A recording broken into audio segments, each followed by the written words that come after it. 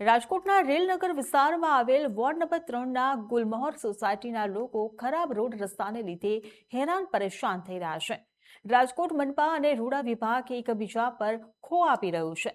સ્થાનિક લોકો રજૂઆત માટે મનપા કચેરીએ જાય તો મનપાવાળા રૂડા વિભાગ ઉપર ખો આપે છે અને રૂડા વિભાગ રજૂઆત કરે તો રૂડા વિભાગ મનપાને ખો આપે છે।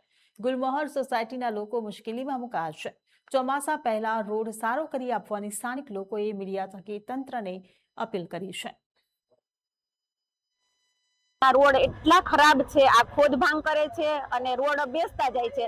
જ્યારે કમ્પ્લેન્ટ થાય ત્યારે થોડું ઘણું બસ રિપેરિંગ થીગડા મારી દે અને વળી પાછું તો થોડાક દિવસ થાય હતું એવું ને ભારે વાહન નીકળે એટલે પાછા રોડ હતા એવા ને એવા થઈ જાય છે। ખાડા ખડબા ચોમાસું આવે એટલે પાણી ભરાય છે અને પાણી ભરાય એટલે ગારો ને કીચડ ને ગાડી સ્લીપ થાય છે। છોકરાઓ સાયકલ લઈને સ્કૂલે જતા હોય તો છોકરાઓ પડી જાય છે, અમે લોકો જતા હોય તો અમારી ગાડી સ્લીપ થાય છે અને એવા તો સાંજ સુધીમાં કેટલા લોકો પડતા હોય છે જેના મારે બેઠા પણ કરવા જવા પડે છે।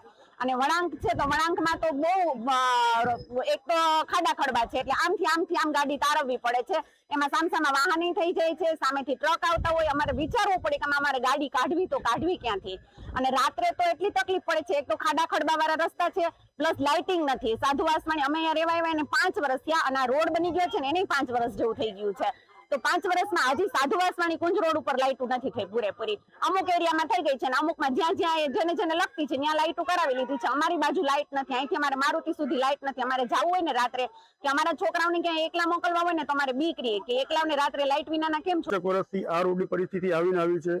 અવારનવાર અમે રૂડામાં અને કોર્પોરેશનમાં કમ્પ્લેન કરેલી છે, પણ રૂડામાં ત્યાં જઈએ તો રૂડાવાળા એમ કહે છે તમે કોર્પોરેશનમાં આવે છે।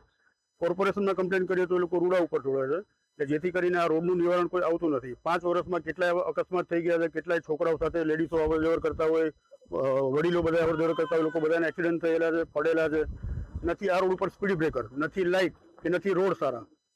એટલે આની રજૂઆત અમે 4 થી 5 વાર કરેલી છે, પણ આના ઉપર કોઈ એક્શન લેવાતું નથી। સામેની સાઈડમાં અમારે સિમેન્ટ ફેક્ટરીઓ અને જે ગોડાઉન છે બધા જે મોટા છે, જે રેસિડેન્સી એરિયામાં ન હોવા જોઈએ, એમાં અત્યારે હમણાં 2 કે 3 મહિના પહેલા આગ લાગેલી હતી, છાપામાં આવેલું હતું, એના વિડીયો પણ વાયરલ થયેલા હતા। એ સિવાય એના કોઈ ઉપર નિવારણ